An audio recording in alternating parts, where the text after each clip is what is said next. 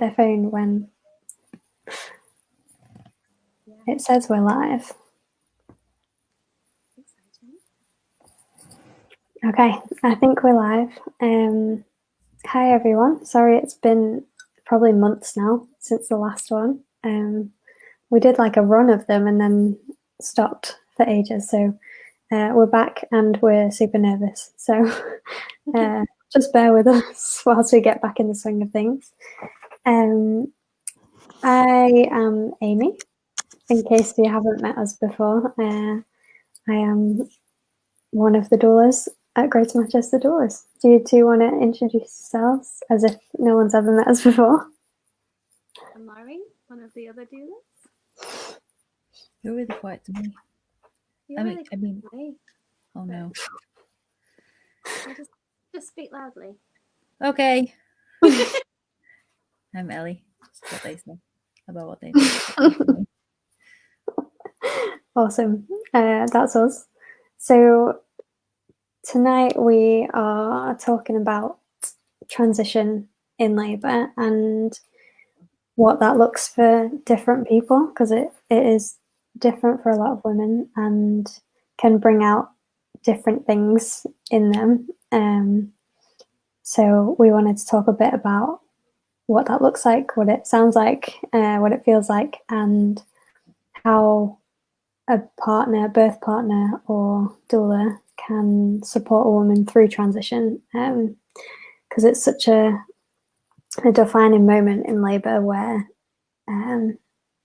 a perfectly normal labour can become quite medicalised, and interventions can creep in from that moment where women can say all sorts of things in that moment and not necessarily mean them. So it's a difficult one to navigate, I think.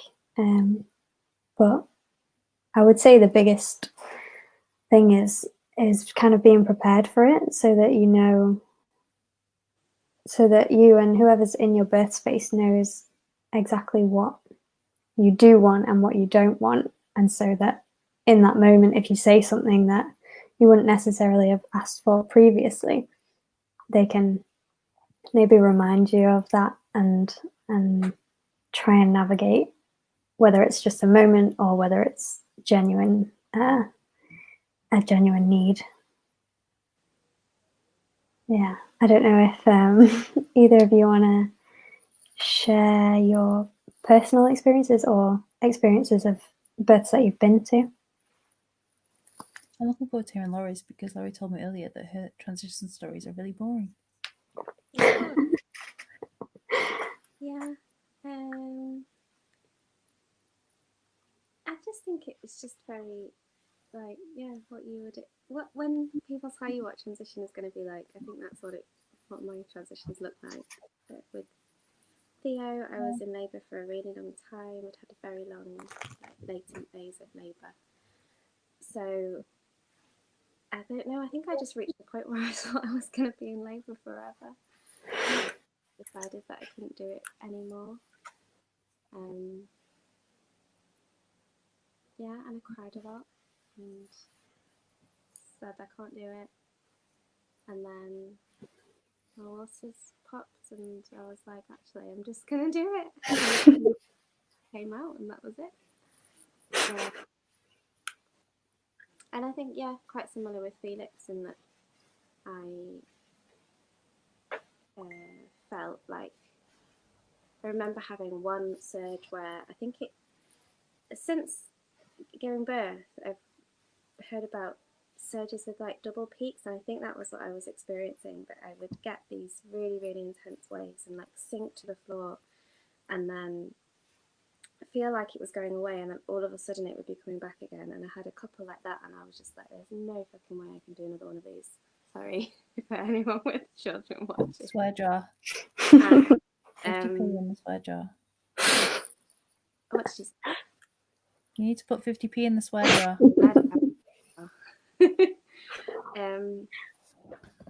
And then, yeah, and it passed, and all of a sudden I could feel these sensations of bearing down, and it felt really good, and that feeling of I can't do this was just gone like that. So yeah, quite boring really. That's not boring at all. Story as well is much funnier though, Ellie. Love hearing your story of transition. I like hearing when you say that you're in labour for a long time, because when some women say that, they mean like 6 hours, but you mean like Yeah, so my surges started on very late Friday night with Theo, and I would say that I hit transition at maybe around 3 in the afternoon on Monday. So yeah, a few days. But when I say my labour started, I mean like those very early period pain sensations. And also he was back to back, so my labour with him was like sometimes my surges would be every 5 minutes, and then all of a sudden I'd have half an hour with nothing. So it was, yeah. It was a long time for me. And any midwife out there who says you weren't in labour, fuck off. Because I totally was. And yeah. But anyway, transition. Ellie, share your story. I don't mean for this to sound like a cliffhanger, but also talking about transition in a back-to-back labour is important, I think. Yeah, I think I had a few transitions. There would be, I feel like I kind of would go through these, I can do this. And then all of a sudden, no, I can't do this anymore. Somebody take this baby out of me. I want to have pain relief. And then I'd be like, no, I can do this again. But then it would stop, and then I'd kind of cycle through that all over again. And transferring into hospital for pain relief, I think that was one of my many transitions. But yeah. And that's one of the difficult things about, because in a front to back labour, then when a woman hits transition, then you can use that as encouragement, like, because it does mean something. But in a back to back labour, the transition doesn't necessarily mean that the baby's about to come. And that can make you more hesitant to discuss the fact that your baby might be back to back. Yeah, because sometimes it's one of those things that seem obvious afterwards, but never mind. My word. No, it's good. I should just go back to bed. I tried to have a party nap, and I thought it would make me bright-eyed and detailed. It's not worked out. Your eyes look quite bright. Thank you. That's just my new TV. So mine, the first time I had transition, I don't remember having transition. I was in hospital, and I was in fight or flight the whole time, and not being very well treated. And I don't remember getting to that point. There was no kind of there's no difference. I was just labouring, and I was having a hard time. And then a baby came out. There was no like stages to it. But the second time, it was very marked event. I always think that if somebody had been filming my labour, it would have been so boring. Like you'd have just spun it through. You'd have been like, I don't need to do this. Is she asleep? What is she doing? Why am I even watching this? Like watching Big Brother at night. Like, why? And then all of a sudden, I just said to my doula, I'm getting out. Getting out the bath. Don't know what you're here for. I'm not having a baby. I'm just having a poop. And I was right. I was in fact having a poop. But I was trying to get rid of her because all of a sudden I didn't need her there because I wasn't having a baby. She'd just jog on and we should all just like crack on with our day, really. I remember feeling that way, and it was half super calm and totally normal, and half not fretting, but like half my brain felt like in a completely different place. And I don't know what she made of that really, and then I just said, no, it's fine. Actually, no, it's fine. I just need to just have a lie down. No, maybe I just need to sit on the toilet. She was like, no, don't sit on the toilet, because she really didn't want me to have a toilet baby. But it's okay to have a toilet baby. Get some strong immune system. But she knew what that meant, and I didn't. It wasn't anything to do for me with having a baby, not at all. It was just about the fact that I was just all of a sudden having a bath, and all of a sudden I just need to lie down without this woman around. I just need to have a lie down, and maybe I just need to sit on the toilet. And it just kind of felt to me like it did have this really, it had a real strong urgency. Like when do you ever call an Uber and you think it's a little bit ahead of time? Because it's like school time and it's not going to come straight away. And all of a sudden it's like connecting you to a driver, driver's 1 minute away. And you're like, it's that sense of urgency. Like, I know what I'm doing, I know where my shoes are, I know where my bag is, but it just has to happen like right now. Mhm. That's what it felt like. To me, that's an familiar urgency. And I had a midwife friend and she told me all sorts of stories about transition, women running into the car park because they weren't in labour and everyone, shouldn't stop treating her like she was. And I think it is just kind of different and maybe personal, but I'm not sure any big decisions should be made in that time because they sound really urgent and really real, but they're not. And I try and remember that because I remember how I felt, but I try to be somewhere in between making sure that she's heard. And when I did my doula training with Michel Odon, he said, when a woman has transition, she'll say anything and you absolutely mustn't engage. She's very likely to tell you that she's going to die. And when that happens, it's very important that you completely ignore her. Don't even look her in the eye because that will stimulate your neocortex. Don't reassure her. Don't engage with it. Don't even, just look away if need to be. And he says that no matter what women have said to him in transition, as long as he doesn't engage with it, they won't remember. So afterwards, when recounting the birth, when she might have gone up to him and said, "Oh my God, I'm going to die," if he hasn't engaged at all and he's mentioned it afterwards, she hasn't remembered. And I can't do that. I'm not there yet where it would be ignoring a woman. I'm not sure that is somewhere where you need to be though, as a doula or a birth.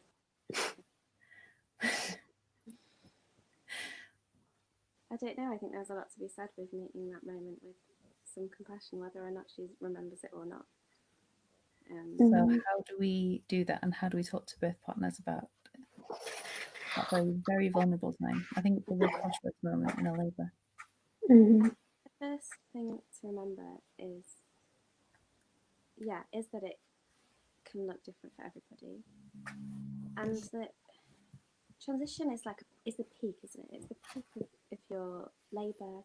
It's the peak of those sensations. It's the peak of that moment where your sensations change from being that upward pulling your cervix out of the way to that downward motion of your baby, the bearing down and your baby coming out. And in any time of our life when we feel that intensity, when we feel like we're at a peak, we have, I think, as human beings, a tendency to lose our shit a little bit. Mm-hmm.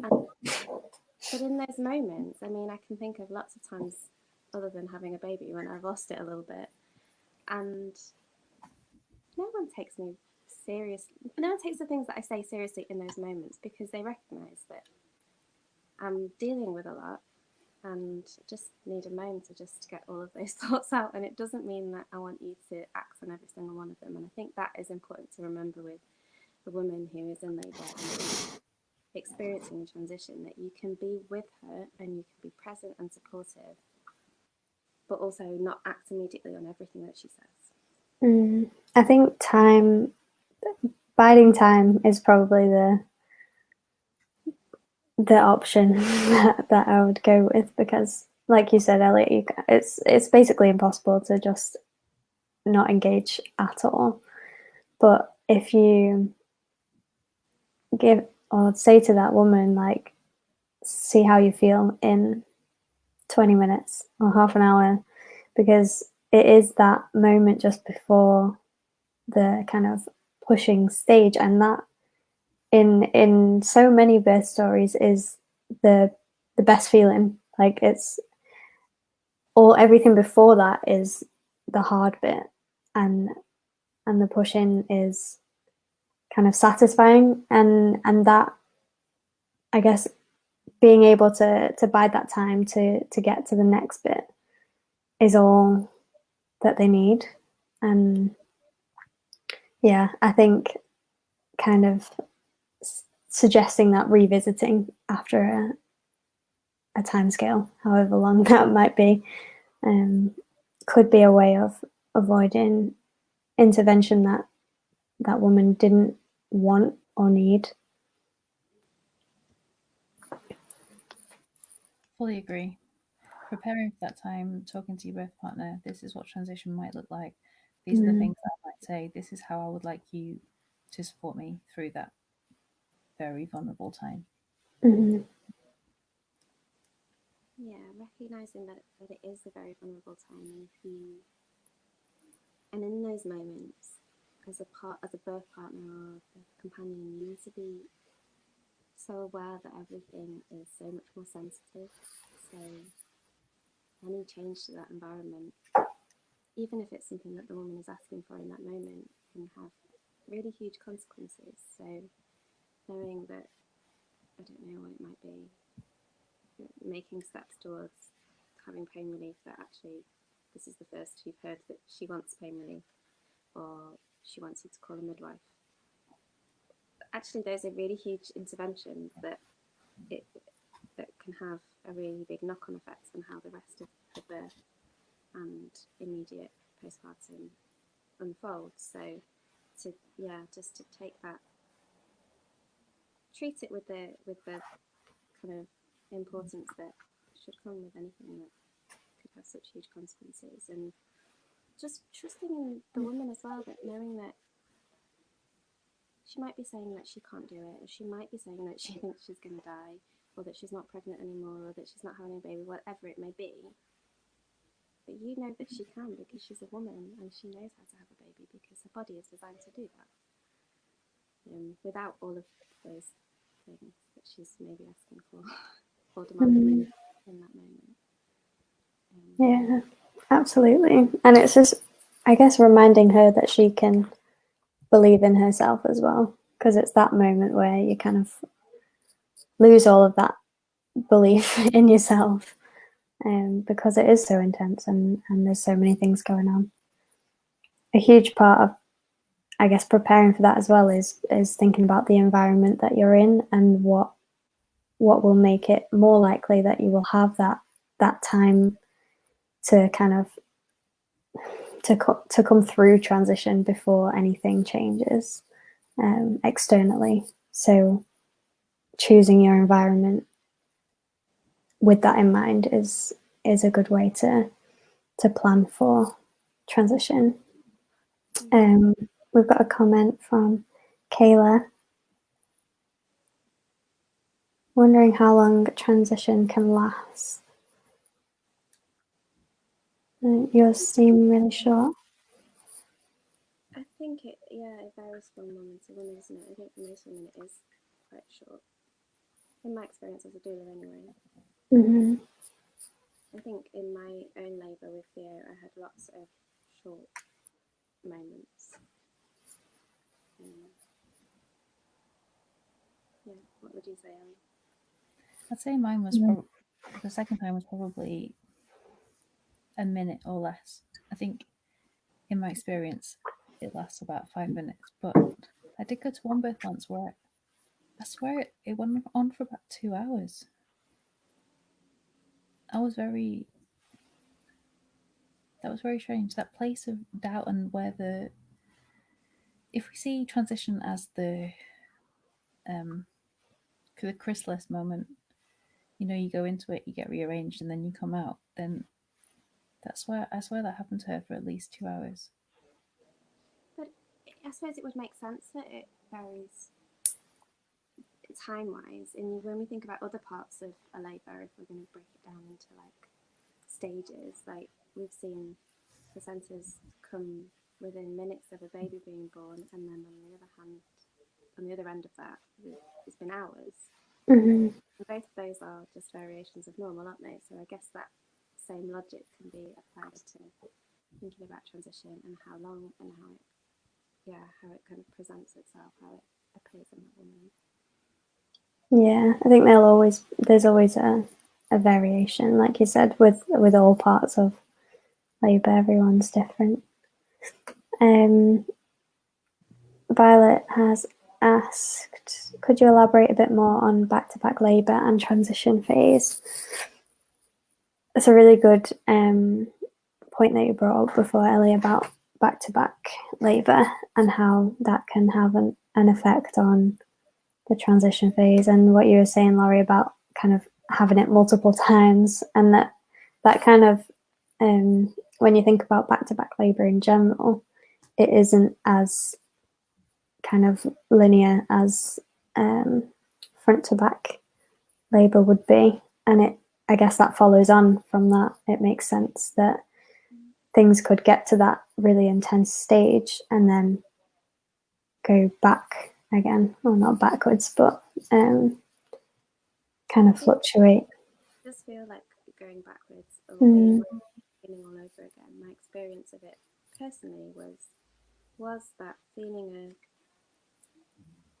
of getting to that point where I felt like I was just being like broken open, and this must be the peak. This must be like the point at which things change and my baby starts to emerge, and then all of a sudden everything would stop, and it was like being right back at the beginning again.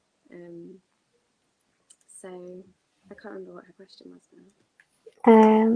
Just back and yeah, the other question was, can it last longer in back-to-back labour? Would you say that when you experienced it, that each time you did feel transition, would you say that it felt like a long time? Or I guess it's hard to tell from actual time scale when it's you who's in labour, but certainly my experiences as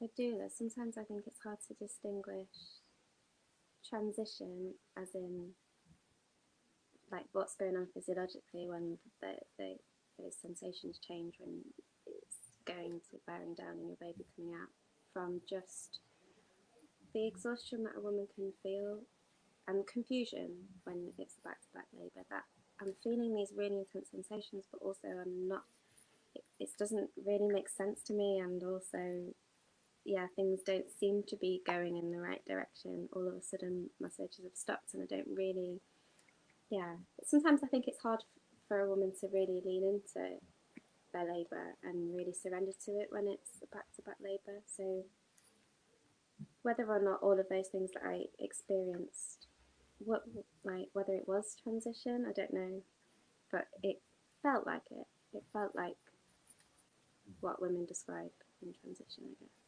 I don't know. I don't know about whether it can last longer, because I don't know exactly whether it is the same thing, but whether it lasts ages, whether you go through those moments more than once, I think the important thing if you're a birthing woman to come back to is that no matter how long that lasts, no matter how many times you go through that, coming back to knowing that you can do it and knowing that you are doing it and knowing that you will emerge on the other side powerful and with your baby.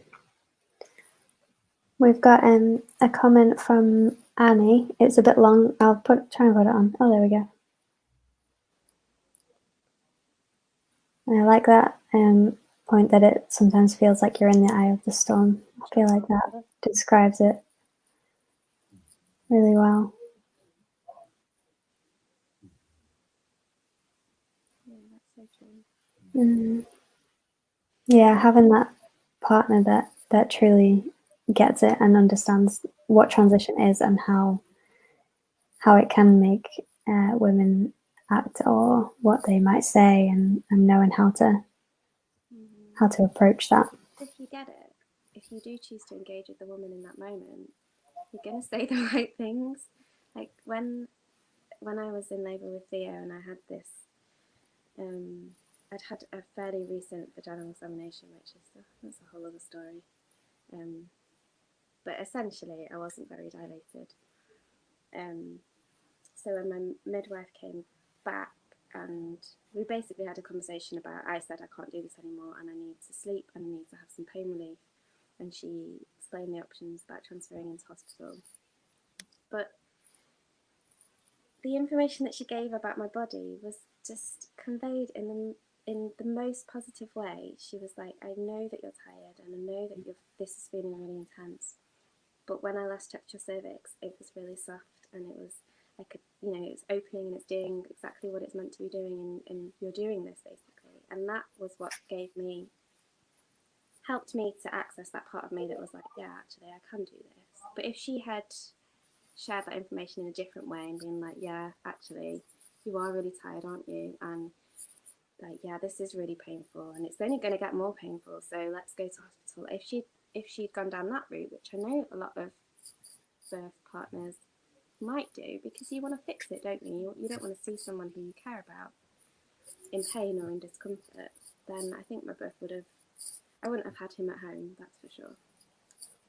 And I don't know what other interventions I would have faced. So I think understanding it and using that understanding in the way that you engage with a woman in that vulnerable time is so important.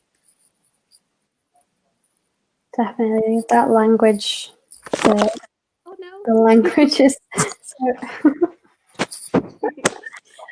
My iPad wasn't charging, and I was trying to like mentally plug it in. There we go. You didn't notice at all. It was really smooth. Totally smooth. There we go. Sorry, Amy. Don't worry. No, I was just saying how important that language is and how that can have such a massive impact through all of labour, but especially in transition. Yeah. So it's something to talk to your birth partner about, and it's something to put in your birth plan for sure. Because it is a normal part of labour, and it's more likely to happen than not. So planning for how you want it to be handled by the people around you who you designate to care for you is important. What kind of like strategies have either of you seen women put in their birth plan or shared with their partners or with you as their doula to make sure that in that moment nothing happens that she didn't really want to happen? I'm with you. I've seen code words be deployed sometimes. Deployed, I like that. So sounds so official. I need a midwife. Bananas. Yeah, kind of like yeah, I need a midwife. Yeah, sure, yeah, whatever. No, bananas. All right, okay, yeah, all right. You do want me to call one? I feel like that's a weird way to make someone take you seriously. Bananas. Imagine a woman saying that and then saying bananas, and then that just being really funny that the oxytocin just gets going, and that helps. And that's what she needed. So maybe a funny word should always be used. Yeah, like.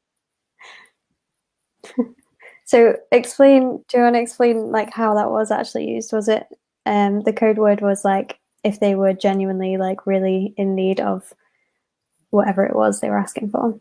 Yeah, instead of like, this isn't transition, I need you to take me seriously on this. Yeah, but no, we're not waiting 10 minutes. Because I think a common one is to acknowledge it and to, if necessary, if she's needing some reassurance, to point out that this is something that a lot of women say in transition. So you're not saying, oh, this is transition and, you're going to experience a fetal ejection reflex and you're going to be holding your baby in a couple of minutes. Just to, even if you talk about it in terms of transition, then you're going there, you're going back to that familiar place you've talked about that you've prepared for. And it reminds you that this is a normal part of labour, whether or not this is transition, this is a normal part of labour. And it's okay for there to be ups and downs and for there to be energetic parts and for there to be resting parts. That's what labour is, that's how it goes. But yeah, I hear you. Yeah, this is really hard right now. Or yes, you are feeling like this. Mirror it back to her, reflect, let her know that you've heard her. And just say, if she's asking for something in particular, like for pain relief when she said that she didn't want it previously, or she reflect that back as well. I hear that you want pain relief. Do you remember when we went through the birth plan together, the reasons that you said you didn't want it? I mean, sometimes this is too much and getting into it, and that's just getting into it too much, but sometimes it's really necessary. If she's very, very lucid and it doesn't seem like it's one of those labor land things, then sometimes getting into the nitty gritty is what a woman needs to hear. So sometimes, yeah, do you remember the reasons you said you didn't want pain relief? Or, yeah, we talked about going to hospital and this wasn't one of the reasons that you said that you would go in. You can get into that as much as you want with somebody when necessary, but sometimes it's enough just to say, I hear you, it is really hard. I hear that you want this thing, but you've told me that when we get to this point, this is how you'd like me to handle it. So let's revisit this in 10 minutes time, because most of the time that 10 minutes is not going to come back around for her because she's moved on emotionally, whatever it was, whether it was transition, whether it was some kind of mental block, she's moved on in that time, and it's not necessary to be revisited, but sometimes it is, and then we take it from there. Yeah, I think that's a really good tactic, if that's the right word. But way of not completely ignoring a woman because we're not in the habit of that. Acknowledging and kind of reminding that this could be just transition and that it will pass. Yeah, that's really powerful. What words of wisdom would you share to birth partners in that moment? Because sometimes I imagine it can be really scary. I think for us as women who have experienced and witnessed birth multiple times, it feels very familiar to us, doesn't it, when we hear a woman saying those things, like, oh yeah, this is going on right now. But as a birth partner, if that woman comes to you and says, I'm dying, or I'm going to die, or this isn't okay, like that, I imagine that can be really scary. Like how, what words of wisdom would you have for them to kind of deal with their shit themselves without like imposing that on the woman? Yeah. Getting intervention that she doesn't want, or maybe wouldn't want outside of that particular moment. I think that, like you said, it's that struggling to see that woman in pain or in distress, and no matter how momentary, it must be really difficult to see that and know that you can't fix it and it's not something that needs to be fixed. I think reminding them, the partners, of that is, I think that would be the thing. It doesn't need to be fixed. It's just, it will pass. It will pass. But to just trust in that woman and believe in her, because she's a badass and she can do this. I think it is a reflex to want to fix, and to take the pain away, or to just to do something. But it's in that moment where the being there is more important than doing anything. Yeah, because in that moment, the woman isn't saying, I need help. That calling out isn't really for help. It's saying, I need you to see that this is really fucking hard. I need someone to be in this moment with me, because I'm like opening up in a way that I never have and never will again. And I need someone to like witness this with me. It isn't, even though the words are, I need help, in whatever form that might be, that isn't really what she's saying, is it?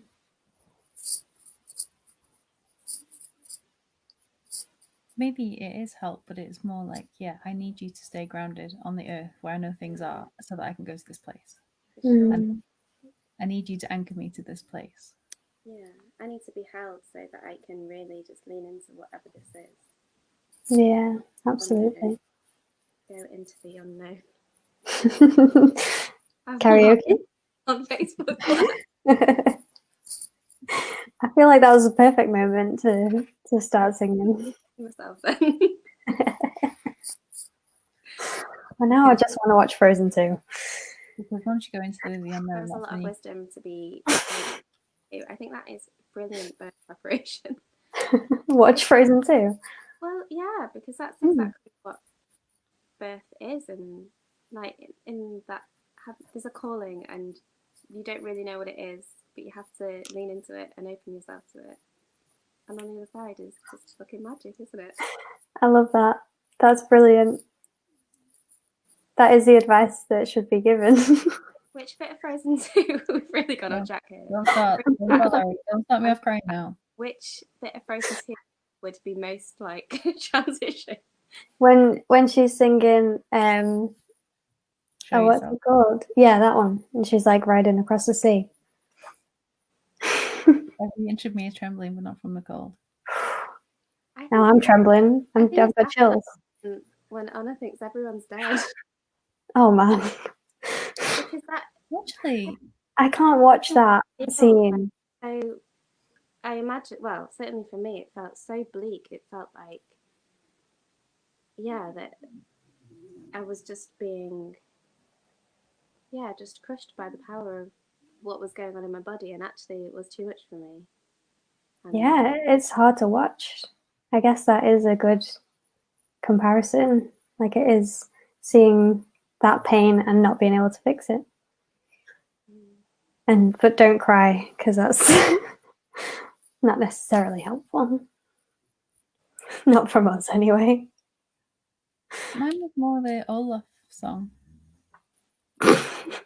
Mine was silly. Like I felt like I knew that it was ridiculous, but I was all in that moment. I meant to ask you this before. Like, for a lot of women, when they talk about what transition felt like, it is about an intensity. It is about like, yeah, it's quite serious, isn't it? But your story does not like have that. It is just like, yeah, okay, this is what I'm going to do now.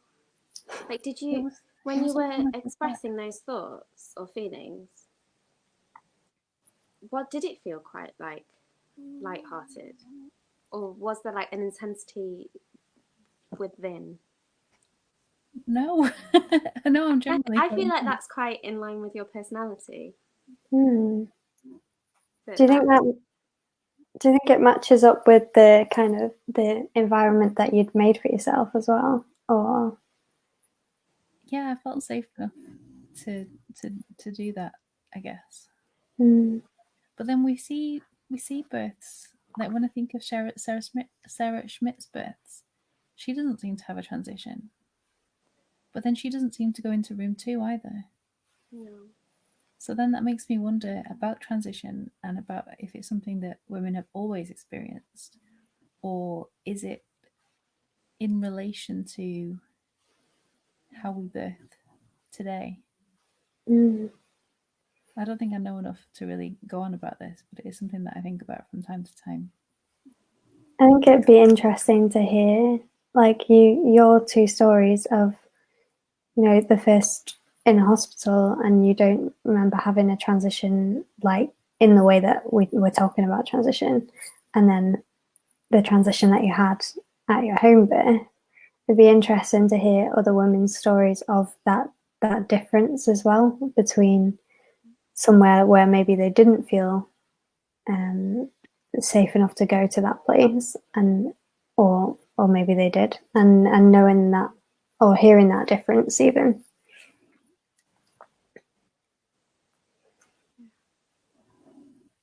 You're like going to say something, Laurie? Me? No, Yeah. I'm just taking it all Yeah. in. It's something it's some part of birth that I always want to hear about, because it's something that we'll never really know about, because such a delicate time. You can't just like, oh, can I just take a moment to interview you about this? How are you feeling? On a scale of 1 to 10, how self-aware are you right now?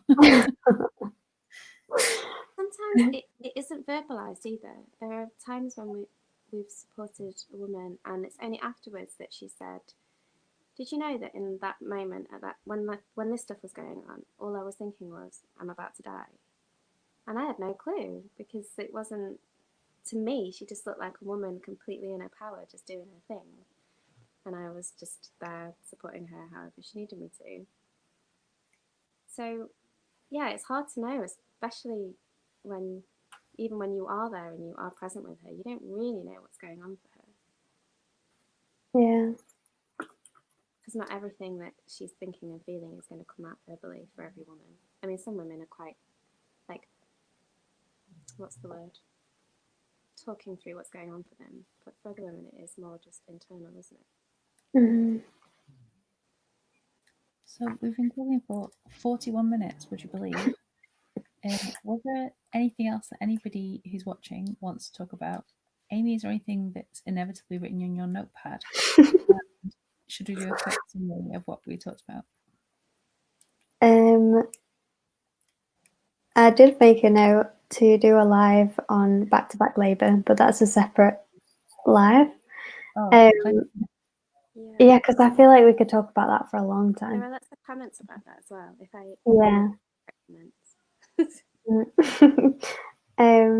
we got Kayla has shared the difference between her transition in hospital and her transition at home in the comments. I'll put it on the screen so that you can see it. It's covering most of our faces, so that's good. Sorry, whilst we just read it.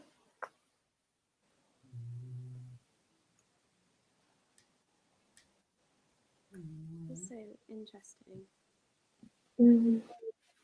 That, like, I felt like I was breaking my body, and you know, you felt scared, and everyone around you felt scared, and if that's the case, how can you keep leaning into those sensations? Yeah, fear is kind of inhibits that leaning into the feelings that you're feeling, and yeah, being in an environment where you feel scared and observed, it must be incredibly difficult to feel held and surrounded by people who believe in you. If you're continuously being like checked or observed, and yeah, that must have felt very different to the second experience, which is on the screen now.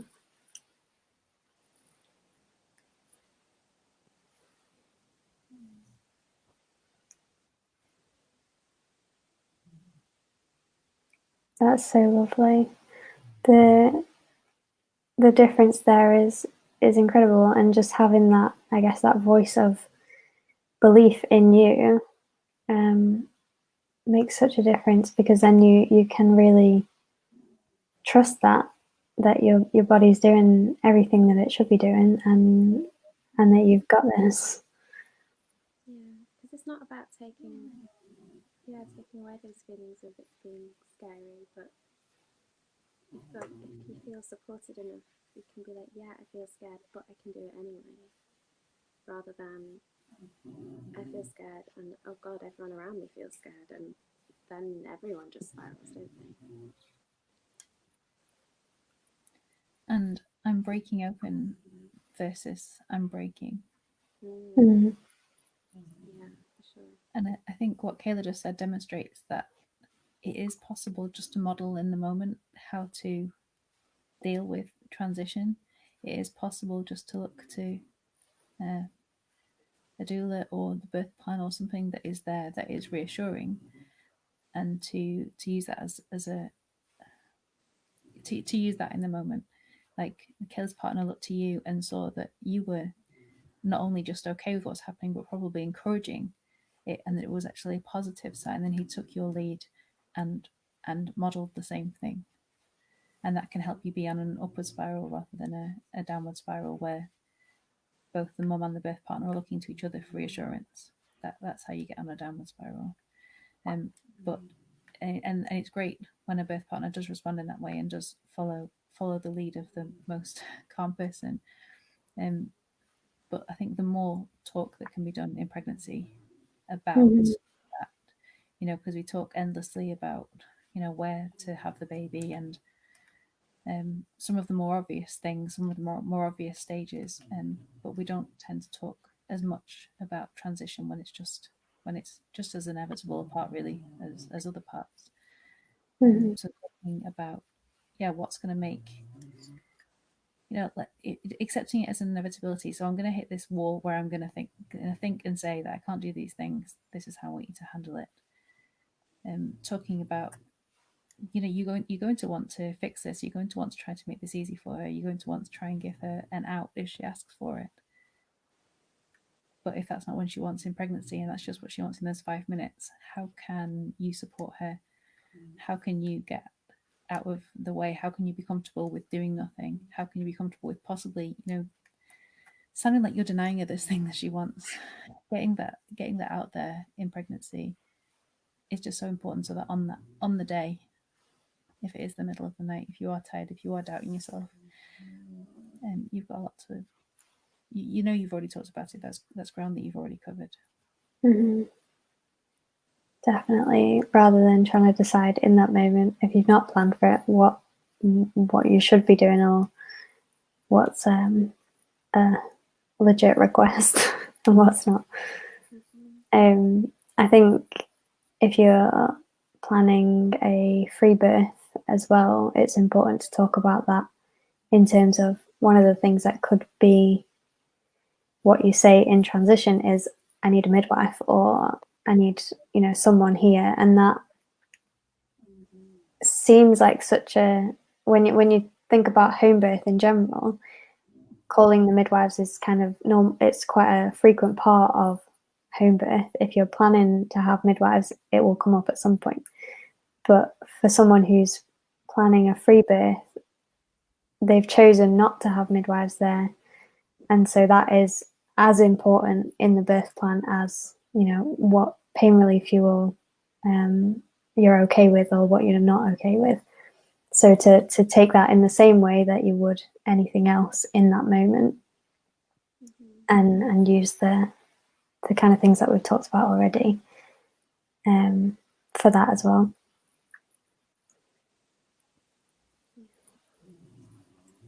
Yeah, because certainly the women that we've come across who are choosing free birth, it is not free birth at all costs, and those women are open to assistance if it's needed, if that medical intervention is needed.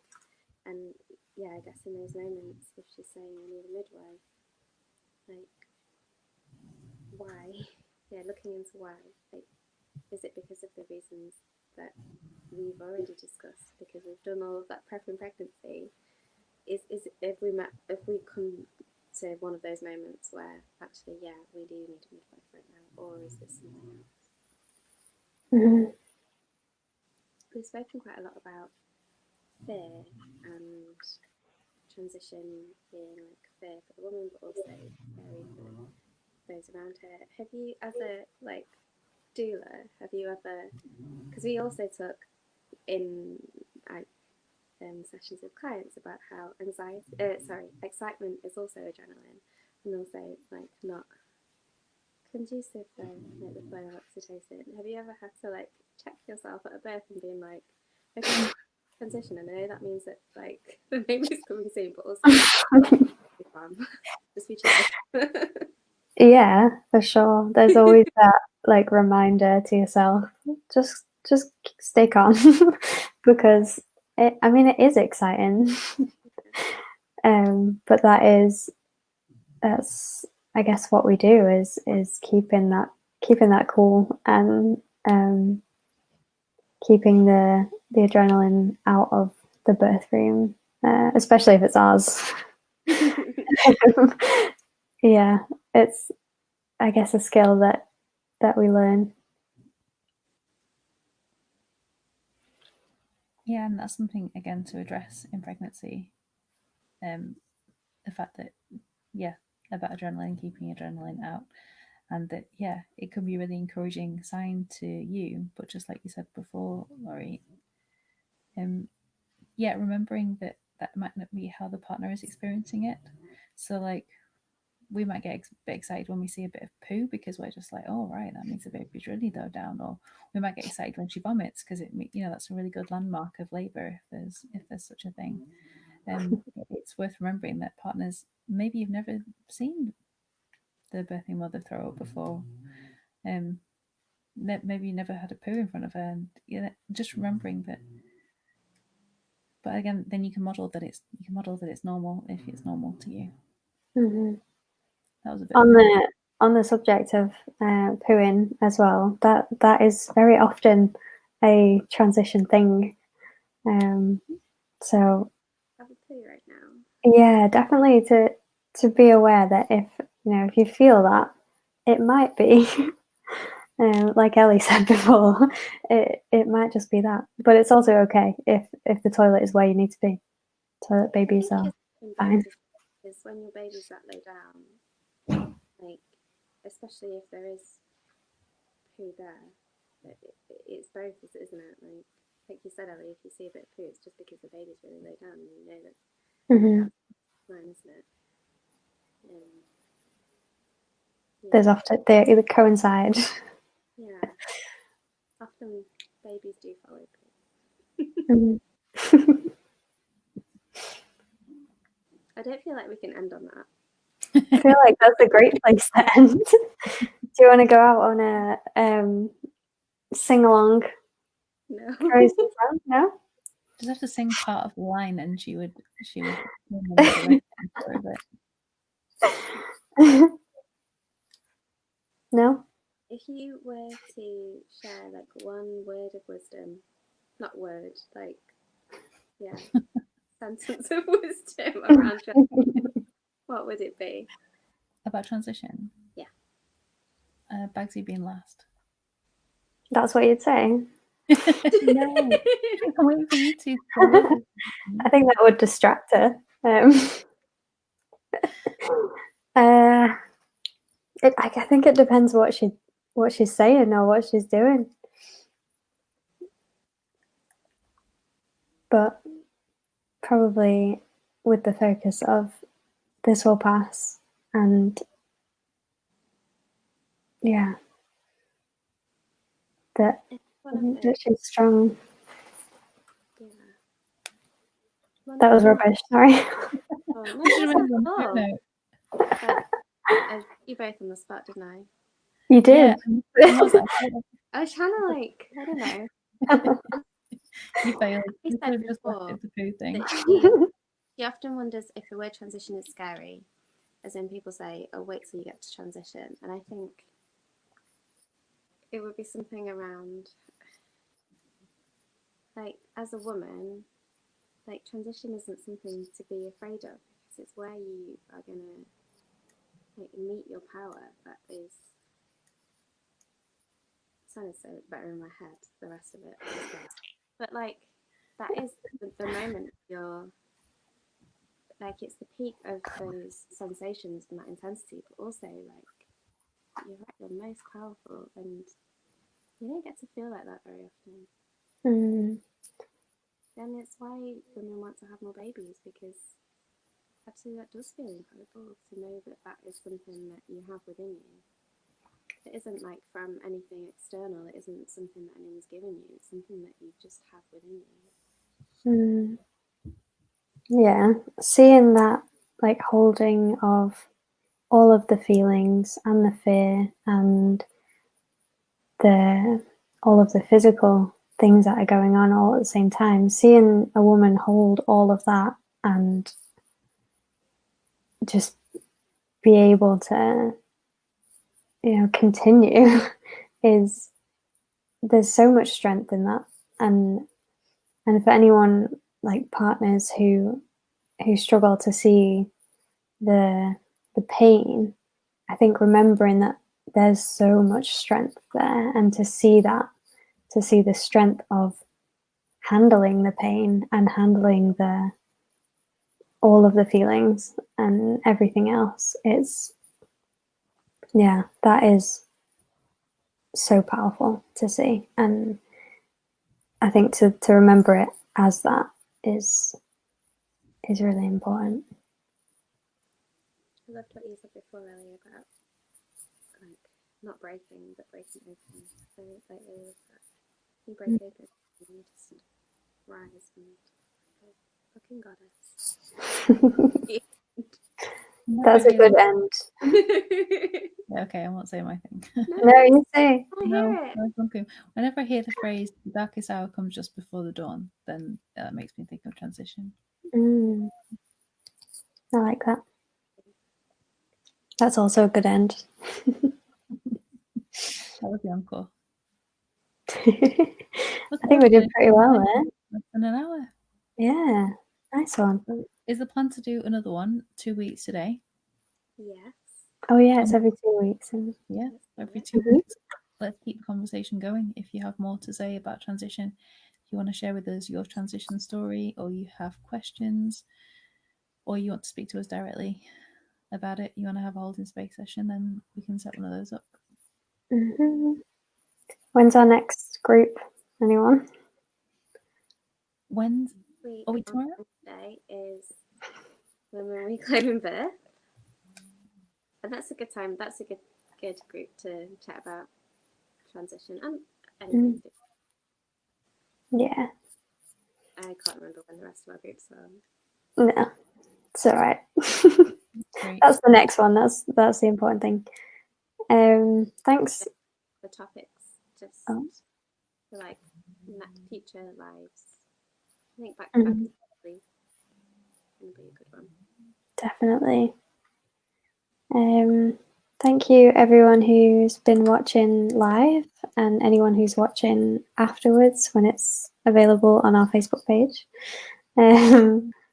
Yeah, we really appreciate you being a part of it and commenting, and yeah, it was awesome. Thanks everyone. Bye.